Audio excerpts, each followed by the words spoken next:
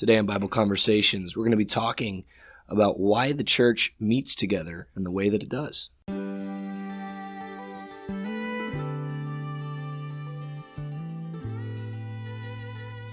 All right, well, welcome back to another episode. We are so happy that you are listening to us. It means a lot to us that you are taking time out of your day to dig into the Word with us a little bit. And today we're going to be talking about some of the events that we have and the groups that we have, and we're gonna throw around probably a couple of words that are, I guess, debatable as to whether or not it's good, such as small groups or fellowship groups, or whatever the case may be. But the point that we're going to be trying to make today is the importance of being together. And so I want to state outright that above all else, what we hope that you take away from this is the importance of being together with other Christians. Yeah.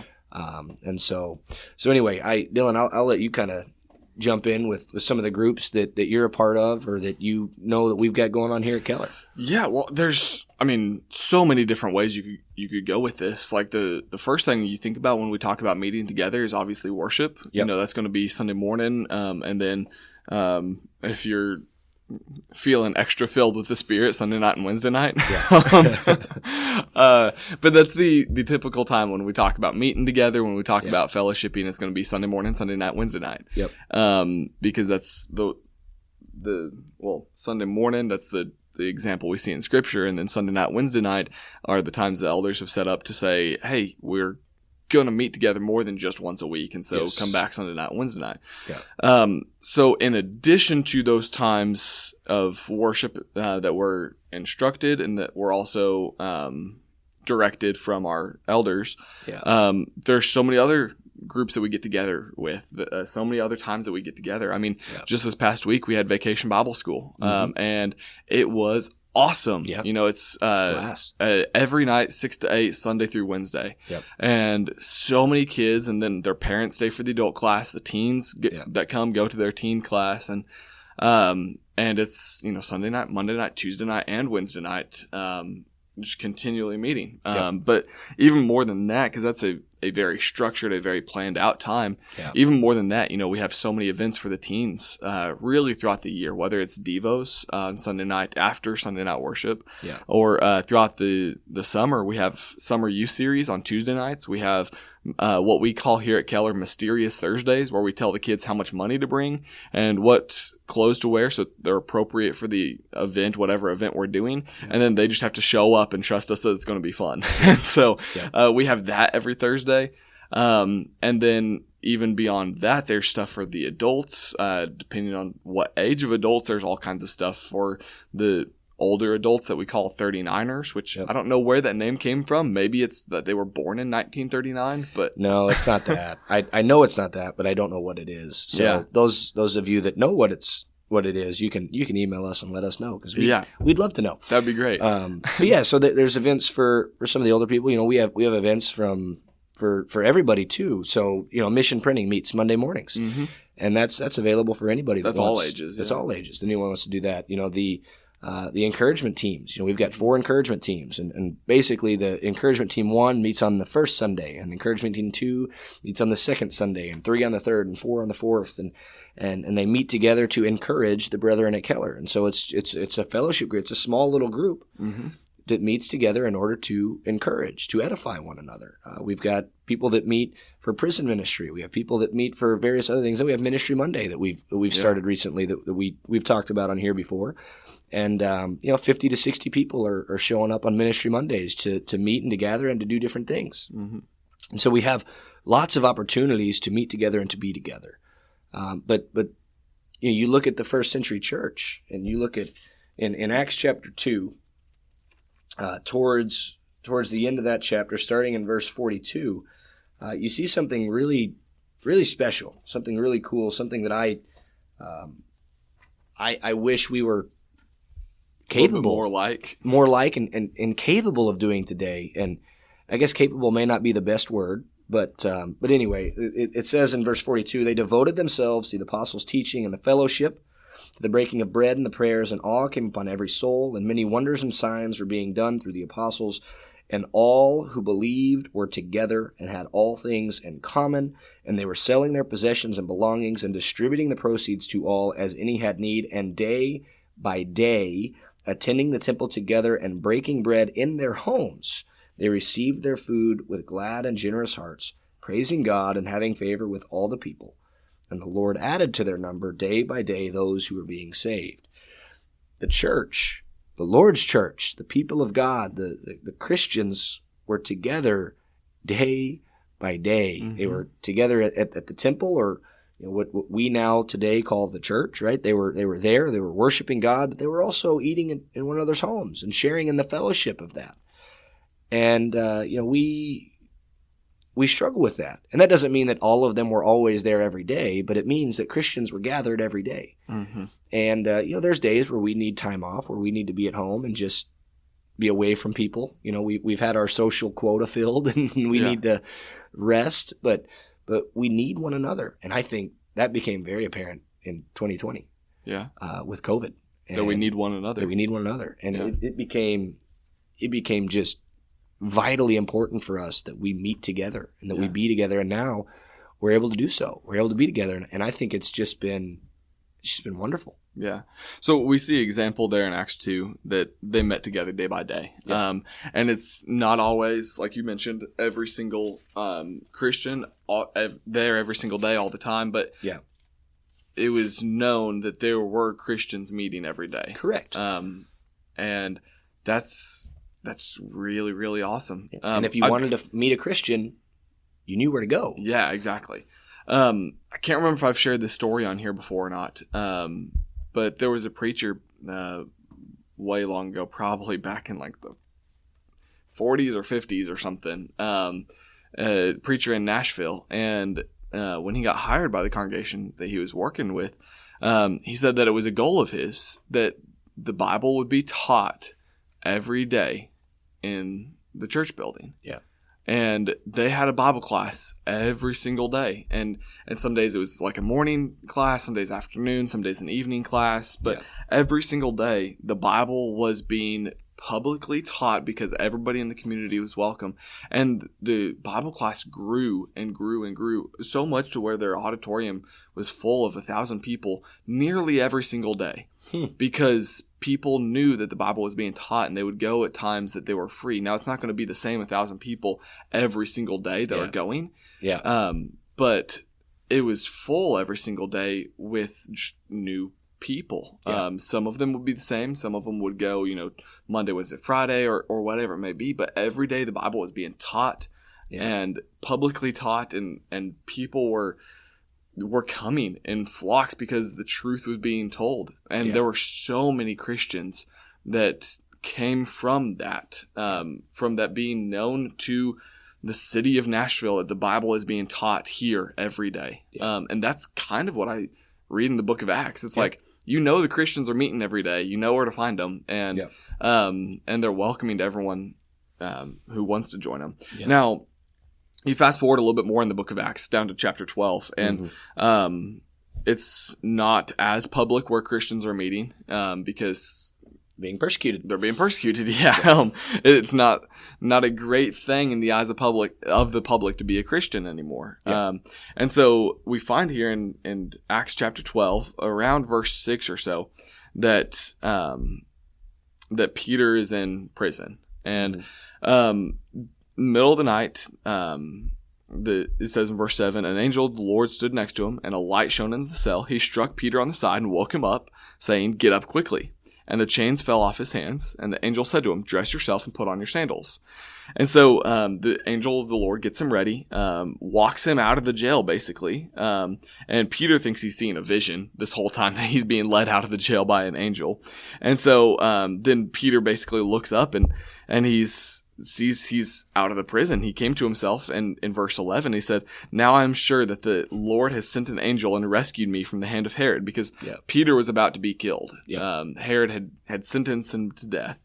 And so in verse 12, Peter kind of realized what's happening, knows he's not seeing a vision anymore. And so he went to the house of Mary, the mother of John, whose other name was Mark. So this is John Mark, who's gone with Paul on some missionary journeys throughout the book of Acts. Yep. He's the cousin of Barnabas, another well-known man who goes on some missionary journeys with Paul throughout the book of Acts. And so obviously John Mark lives in Jerusalem. Mm-hmm. His mother's name is Mary, and so it's the house of Mary, the mother of John Mark. Yes. And so that's where Peter goes. He knows he's going to find Christians there. That's why he goes there. Yeah. And so he goes to the house of Mary, whose mother is the mother of John Mark. And it says, where many were gathered together and were praying. And when he knocked on the door of the gateway, a servant girl named Rhoda came to answer. Recognizing Peter's voice, in her joy, she did not open the gate, but ran in and reported that Peter was standing at the gate. And so Rhoda. You can see this, all of these Christians are gathered, and I know likely what they must have been praying for was for Peter. They know that he's been sentenced to death. They know what is going to happen to him in the morning, and then all of a sudden they're praying for deliverance. Yeah, a knock on the door, and it's Peter's voice, and Rhoda's like, whoa, it worked. Yeah. Guys. Yeah. But the point that I want to take from this is that Peter knew where to find Christians. Yeah. He knew that his brothers and sisters would be gathered together. Yep. He knew that he had a family in Christ, and the family is with one another. Yeah.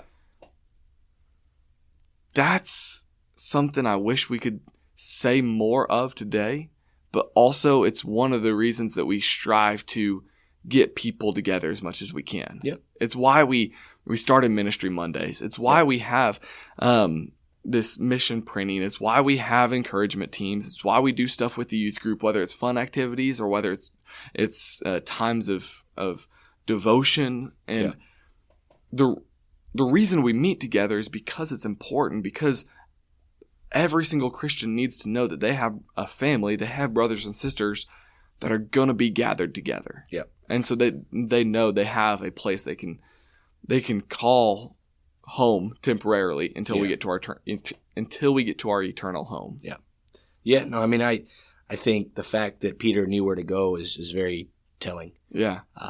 And it's just, I think today we've got Man Up and God's Girls that meets. We have got, the ladies at Keller have some of them have a group that they'll meet together sometimes, and then some guys will get together sometimes in different days. Have game nights and stuff. And so we have Christians that are meeting together and doing these things, and the world back then is so different than what it is today, and so I think for us it's not going to look the same, but it has to be of a similar purpose and a similar goal.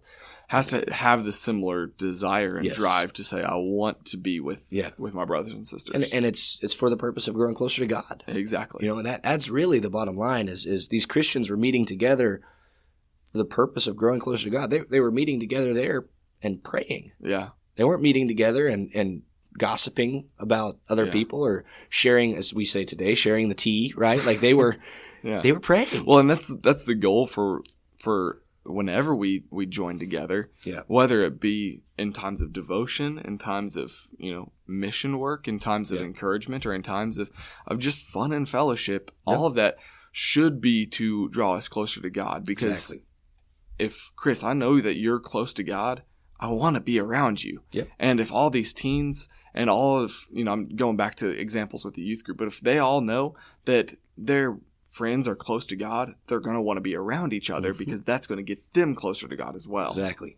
Yeah. Very, very important that we spend time with people that we know are close to God as well. Yeah. And I'm going to jump forward to the book of Hebrews. Yeah. So we've got a few examples for why we do some of this stuff, but we're actually commanded to do this as well. Yeah. So Hebrews chapter 10, we're going to start in verse 23. It says, "Let us hold fast the confession of our hope without wavering, for he who promised is faithful. And let us consider how to stir up one another to love and good works, not neglecting to meet together, as is the habit of some, but encouraging one another, and all the more as you see the day drawing near." Well, we're aware that nobody knows the day or the hour in which Christ is returning, but we do know that it's nearer now than it was at the beginning of our recording of this podcast, and it's nearer now than it was at the beginning of today, and it's nearer now than it was last month and last year, et cetera, et cetera. It's near. And so the point that he's making here is, listen, every second you're getting nearer to the day when Jesus comes back. You should be meeting together. You should be gathering together. And not just you should be, gather together. Meet with one another. It's a command, right? Do not neglect to meet together. Yeah. Right? And so we're supposed to meet with one another. We're supposed to be gathered together. We're supposed to spend time with our fellow brothers and sisters, and we're supposed to encourage them. We're supposed to stir them up to love and good works. We're supposed to be there with them. And I think that's so important. It's not just the first century did it, and it's a good thing to do. No, it's not just that.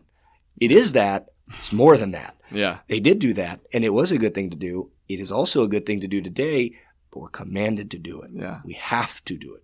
So I want to go back to your little teaser at the beginning, when you mentioned small groups, because there's some folks that get up in arms about, like, what are you trying to, why are you trying to include small groups in here? We're just supposed to be gathered together as the assembly.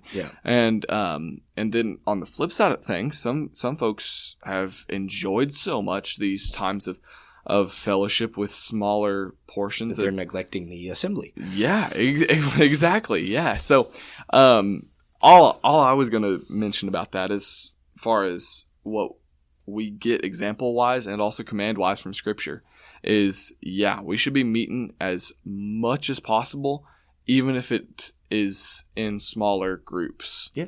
However, if we decide to neglect the assembly because I just want to meet over here with, these 5 other families, then that's still neglecting the assembly of the saints. Exactly.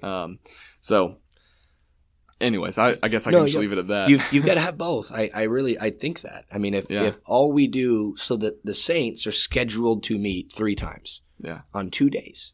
Yeah. Well, if that's all that we meet, that's all that we gather together, that's the only time that we see a fellow Christian, man, that's tough. Yeah. That's brutal.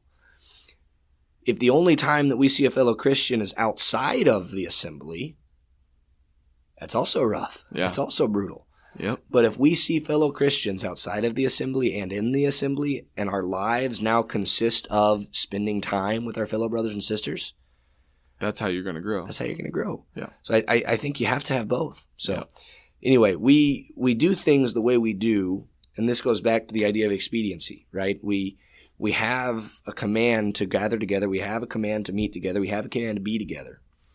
We're not told how. Right? We meet in one another's homes. Okay, we can do that. Yeah. Right? We're told to meet together as one to worship the Lord. Okay, we can do that. Do not neglect the assembly. Yeah. Okay, how are we going to assemble together? Yes, exactly. So I think it's really important that we utilize what we have. Mm-hmm. Our homes, the church building, the outdoors. Yeah. And we gather under a nice together. big oak tree. Exactly. We gather together. So anyway, that's all I've got for this one. You have anything else you want to add? That is just about all for me. All right. Well, if any of you listening have any questions, comments, or concerns about anything that we talk about at any point in time, please let us know. We want to hear from you. We enjoy hearing from you. And also, just another quick reminder, if you know the origin of the 39ers, please let us know, because we're very curious. Yeah. But other than that, if you could just listen for a little bit longer, you can hear how you can help us out. Thank you. Bye.